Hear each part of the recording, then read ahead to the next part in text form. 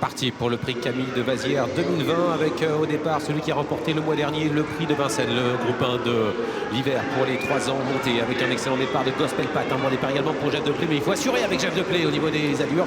Le cheval est un petit peu hésitant, il va falloir l'équilibrer alors que Général est au galop et disparaît. Godijus de Ladoux se retrouve bien placé. Gangster du Vallon qui nous a fait peur aux échauffements tout à l'heure est en train de venir en 4e position. Galatéji est à l'arrière. Au début de la descente, sous l'impulsion de Gospel Pat, Jeff Deplay en 2e position devant Godijus de Ladoux. Gangster du Vallon 4e. Gainsborough en 5e position un peu plus loin devant le numéro 1 Gala du Châtelet, et en net retrait Galatéji qui ne peut pas coller pour le moment. Accélération du poulain de Franck Leblanc qui s'équilibre désormais, qui prend la tête avec en 2e position Gospel Pat suivi par Godijus de Ladoux. Il y a eu une disqualification en début de parcours, celle du numéro 2 Général. 4e position pour le petit champion de Damien Lecros. Gangster du Vallon qui est en train de progresser à la hauteur de Gainsborough qui vient à la corde. À l'arrière-garde, Galatéji a beaucoup de mal à revenir. Les concurrents sont en pleine.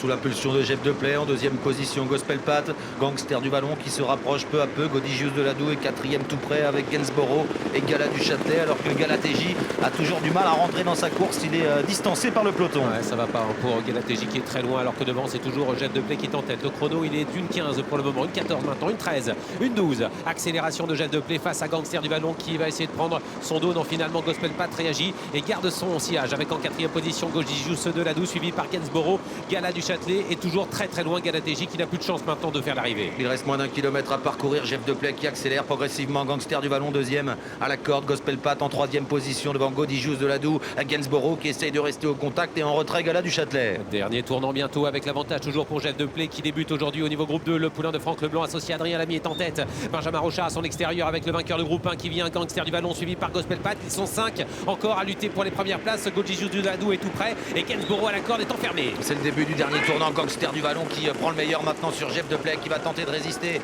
En 3e position Gospel Pat qui vient de quitter la corde. Un peu plus loin il y a Gainsborough qui revient à l'intérieur devant Godijus de Ladoux. Ils vont sortir du tournant final.